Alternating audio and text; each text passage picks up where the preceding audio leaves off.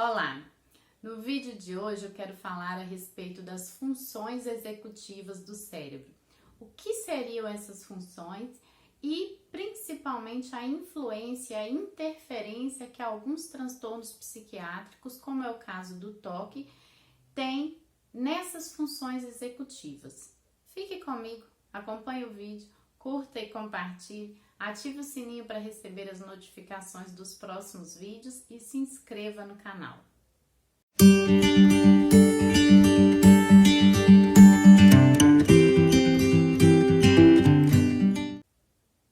O nosso cérebro funciona como uma orquestra. Temos então ali um maestro responsável por dar os comandos, direcionar todos os outros músicos para que as funções, todas as músicas sejam executadas, cada parte seja executada de forma que ao final tenhamos ali uma música perfeita, algo bom de se ouvir, algo que saia como foi esperado, como foi planejado, né? Que essa música saia da forma como eles ensaiaram. Então o maestro fica ali fazendo todos os sinais, né? Comandando para que cada um colabore, coopere entre si e no final tenhamos então essa música maravilhosa que queríamos tanto ouvir. No nosso cérebro as coisas funcionam basicamente dessa forma.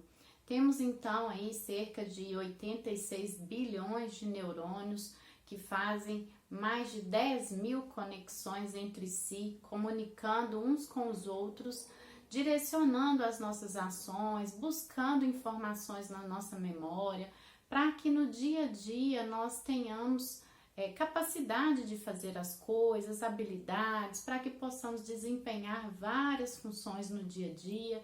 Então, nosso cérebro está ali o tempo todo, os neurônios se comunicando e fazendo essas conexões, comandando todas as nossas ações.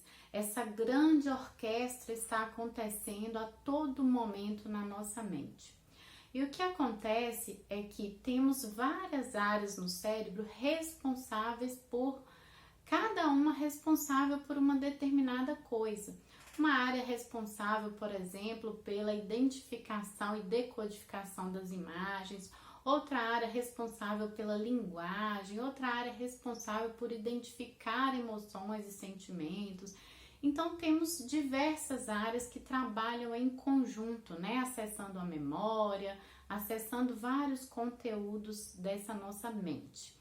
E o que acontece muitas vezes é que devido a uma lesão ou algum trauma, ou mesmo algum problema físico, um tumor, ou algum transtorno psiquiátrico, uma dessas áreas começa a não trabalhar direito, a não se comunicar direito entre si, e essa orquestra começa a trabalhar de uma forma que não está tão harmônica, a música não está tocando muito bem. Então nós precisamos identificar onde está o problema e trabalhar para que essa harmonia volte a acontecer. Grande parte dos problemas que ocorrem em transtornos psiquiátricos, como é o caso do TOC, como é o caso, por exemplo, do autismo, o caso de pessoas com TDAH, acontece que o nosso maestro principal, aquela pessoa que comanda tudo, que é o nosso córtex pré-frontal, uma área do cérebro responsável por esse comando das nossas funções executivas, no caso dessas pessoas, essa área está comprometida. Estando comprometida, esse funcionamento começa a não ocorrer, né, da forma como deveria. Eu quero explicar aqui um pouquinho o papel do córtex pré-frontal, o que ele envolve, o que são essas funções executivas, para que você entenda bem por que às vezes uma pessoa que tem algum transtorno desse não consegue executar algumas coisas da maneira devida. Então vamos lá. O córtex pré-frontal é o responsável pelas funções executivas, que são processos que permitem a regulação da cognição, pensamento com o comportamento. Ele permite ao indivíduo resolver problemas imediatos, alternar comportamentos ou pensamentos de acordo com a exigência do ambiente, inibir comportamentos inadequados. É ele que nos dá a capacidade de iniciar ações, de planejar, de prever meios de resolver algum problema, de antecipar consequências e mudar estratégias de um modo flexível, monitorando o comportamento e comparando, com os resultados para então ele mudar essas estratégias.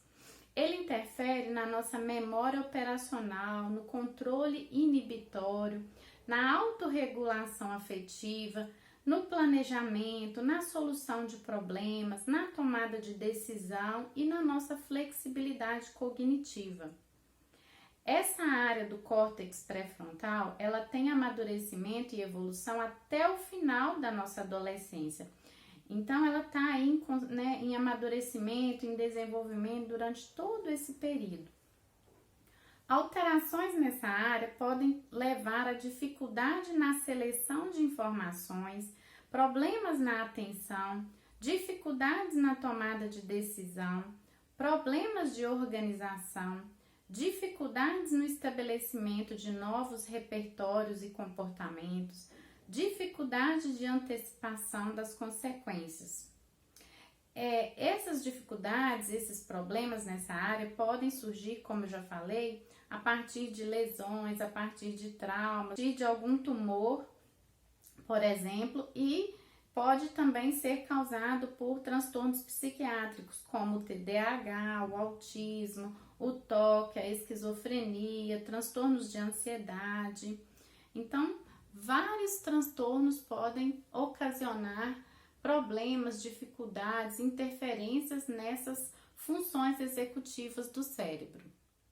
É por isso que nós percebemos muitas vezes pacientes que têm, por exemplo, TOC e que além das obsessões, das compulsões, dos comportamentos repetitivos, esses pacientes trazem sempre no seu diálogo, no seu discurso, uma dificuldade, às vezes, na rotina, de organização, de planejamento dessa rotina, de execução das coisas, de alcançar metas, de atingir resultados, de procrastinação. Então, comportamentos desse tipo, entre vários outros, eles estão relacionados a uma dificuldade, alguma interferência aí nessa função executiva do cérebro. O tratamento, ele inclui, a terapia, ela é importante para que dentro do trabalho do TOC, por exemplo, do TDAH, a gente vai trabalhar todos os sintomas de obsessão, do comportamento compulsivo, mas a gente também vai trabalhar treino de habilidades cognitivas, vamos trabalhar com esse paciente que ele precisa compreender que esse funcionamento do cérebro, ele está em padrões errados, em padrões inadequados. Eu gosto de usar um exemplo com os pacientes da seguinte maneira. Entenda que o seu cérebro funciona com associação. Então, quando você foi aprender a dirigir, você aprendeu que precisava pisar na embreagem, colocar a marcha, ir soltando o pé da embreagem devagar e acelerando para sair. Isso é feito toda vez que você vai trocar de marcha. Então, quando você está aprendendo, seu cérebro faz essa sequência toda vez, você repete para você mesmo. Pisa na embreagem, passa a marcha, acelera, vai soltando o pé da embreagem. Você faz essa repetição várias vezes. E no começo do aprendizado, isso é mais lento. Você faz esse processo de uma maneira mais devagar, mais mecânica, onde você precisa acionar cada etapa para que seu cérebro vá entendendo o processo. Com o passar do tempo, isso fica automático. Seu cérebro já sabe que tem que pisar, passar a marcha e tirar o pé e ir acelerando. Ele já faz isso sem você ficar pensando no passo a passo, porque ele já aprendeu, já foi feito esse treino. Agora, acontece que quando a pessoa tem um transtorno como o TOC, por exemplo, no meio desse treino houve alguma interferência. Ele aprendeu alguma etapa desse processo que não corresponde ao processo mesmo. Então, é muito comum, por exemplo, um paciente falar, eu vou digitar um trabalho e no meio daquele trabalho vem um pensamento de alguma coisa de blasfêmia, de um conteúdo sexual, por exemplo, que não tem a ver com o que ele está fazendo. Então, é um processamento errado que o cérebro entendeu que naquele momento ele tem que pensar aquilo. Ele gera essa associação e a partir daí, toda vez que ele vai fazer essa ação, o cérebro resgata essa imagem mental, esse pensamento, e isso vai se tornando repetitivo, como se esta ação, esse ato de pensar essa imagem, fizesse parte desse processamento, desse trabalho, disso que ele está executando naquele momento, mas que na verdade não faz. É um processamento errado. E aí é preciso treinar esse cérebro, essa pessoa, esse indivíduo, para que ele entenda que essa parte não faz parte do processo, eu não preciso executar isso, eu posso dar continuidade e com o tempo o cérebro entender que ele vai fazer aquela tarefa, vai executar aquela coisa sem precisar fazer aquela etapa ali. Aí eu utilizo esse exemplo do carro para o paciente entender da seguinte forma: agora a gente tem os carros que não tem mais embreagem, então você não precisa mais pisar na embreagem, passar a marcha e depois ir acelerando. Você só coloca lá no D e vai pisando e vai saindo e continua andando, né? E o carro vai trocando a marcha sozinho. No começo, para quem nunca dirigiu um carro automático, o pé fica querendo ir para a embreagem toda hora, o seu cérebro quer te mandar pisar na embreagem, quer te mandar passar a marcha. E você tem que falar para ele, não tem embreagem, fica aqui pé, né? Meio que um novo treino para que ele entenda esse novo modo de dirigir que você está aprendendo. Então, nos treinos que a gente faz com os pacientes que têm toque, por exemplo, a gente vai trabalhar essa nova formação dessa memória, dessa aprendizagem, dessa função executora, dessa habilidade específica, dessa execução, para que o paciente não utilize mais aquele modo de funcionar que ele tinha antes. Então, no caso do paciente que estava digitando e vinha aquela imagem, ou aquela mensagem, aquele pensamento que não condizia com o que ele estava fazendo, ele vai treinar o cérebro para entender que na hora que ele está fazendo aquilo ali, ele não precisa pensar naquilo, que aquilo não tem a ver com o que ele está fazendo.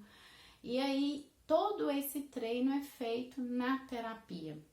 Então, esse vídeo é para esclarecer, para que vocês entendam que o toque, por exemplo, é um transtorno que acomete, que compromete essa função executiva do cérebro, fazendo com que a pessoa tenha dificuldades nessas capacidades todas que eu citei anteriormente e que deixei descrito aí para que vocês identifiquem, percebam que isso acontece e que isso é possível de tratar, que é comum nos casos de toque, que é comum nos casos de TDAH, nos casos de alguns transtornos de ansiedade e até alguns transtornos de personalidade, que não é o simples fato de a pessoa não consigo me planejar e alcançar metas, sabe? Porque não é porque a pessoa não tem um objetivo, porque ela não quer, porque ela não se compromete. Não, existe uma falha neste funcionamento